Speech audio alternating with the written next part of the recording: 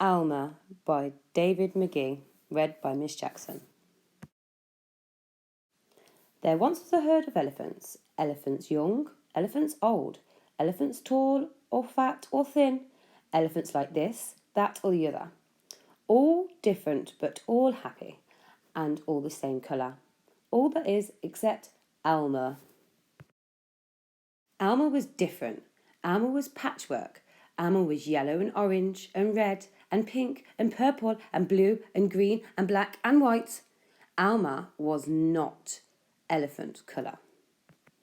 It was Elmer who kept the other elephants happy. Sometimes he'd joke with the other elephants. Sometimes they would joke with him.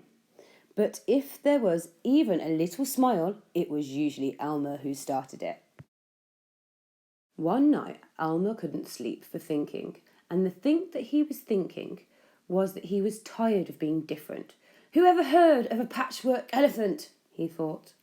No wonder why they laugh at me.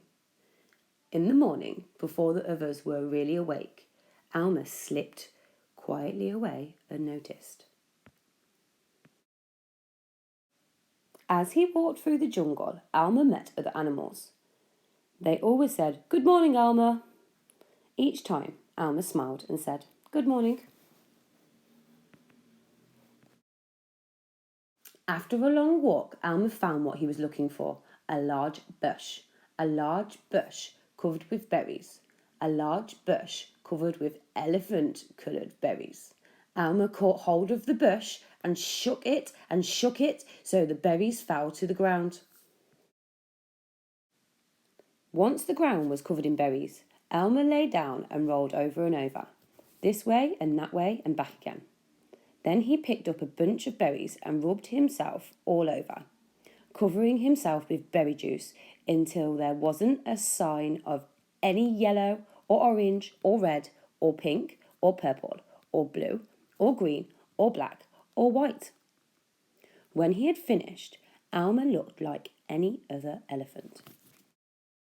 After that, Elmer set off back to the herd. On the way, he passed other animals again.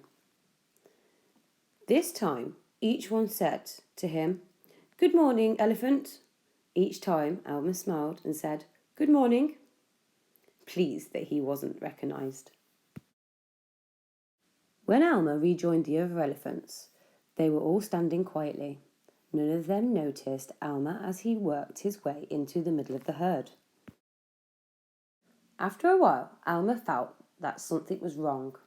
But what? He looked around. Same old jungle, same old bright sky, same old rain cloud that came over from time to time, and lastly, same old elephants. Elmer looked at them. The elephants were standing absolutely still. Elmer had never seen them so serious before.